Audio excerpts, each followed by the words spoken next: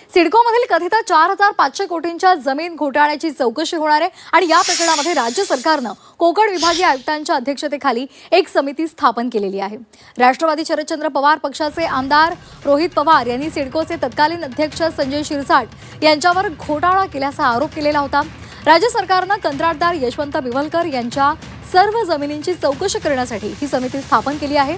या समितीमध्ये मुख्य वन संरक्षक ठाणे, जिल्हाधिकारी रायगड, त्याचबरोबर सिडको सहव्यवस्थापकीय संचालक, मुख्य भूमी आणि भूमापन अधिकारी ठाणे आणि रायगड यांचाही समावेश आहे।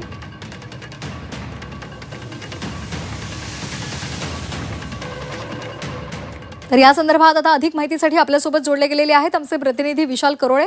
विशाल, आता संजय शिरसाट यांच्या अडचणी वाढण्याची शक्यता आहे, काय अधिक अपडेट्स आहेत?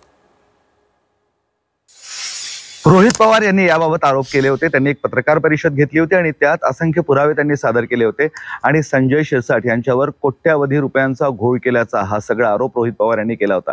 त्यानंतर अधिवेशनात याबाबत चांगलाच गदारोळ झाला होता। मुख्यमंत्र्यांनी त्या नगर विकासच्या खात्याने या सगळ्याबाबत चौकशीचे आदेश दिले होते। त्यानुसार चौकशीचे आदेश तर आले होते, मात्र अजूनपर्यंत चौकशी समिती स्थापन झाली नव्हती। आता अखेर चौकशी समिती स्थापन झाली आहे। कोकण विभागीय आयुक्त यांच्या अध्यक्षतेखाली 6 जण या सगळ्या समितीमध्ये आहे आणि ही समिती या सगळ्या प्रकरणाचा तपास करणार आहे। खरं तर या प्रकरणात पोलिसांनी याआधीच गुन्हे दाखल करायचे आदेश दिले होते, मात्र अजूनपर्यंत गुन्हे सुद्धा दाखल झाले नाही। त्यामुळे ही प्रश्न उपस्थित होते। आता ही चौकशी समिती स्थापन झाली आहे। नक्की ही चौकशी समिती कशा पद्धतीने या सगळ्या संपूर्ण प्रकरणाचा तपास करेल आणि काय निष्कर्ष काढेल हे पाहणं महत्त्वाचं ठरणार आहे। एक दुसरा संशय यात व्यक्त करण्यात येतोय की हिवाळी अधिवेशन तोंडावर आलंय। याच मुद्द्यावरनं हिवाळी अधिवेशनातही गदारोळ होऊ नये म्हणून तर ही चौकशी समिती स्थापन केली नाही का, असेही प्रश्न उपस्थित होत आहे। मात्र तुर्तास आता चौकशी समिती स्थापन झालेली आहे आणि त्या अनुषंगाने संजय शिरसाट यांच्या या प्रकरणात तपास सुरू होईल आणि यामुळे संजय शिरसाट पुन्हा एकदा अडचणीत येण्याची शक्यता नाकारता येत नाही।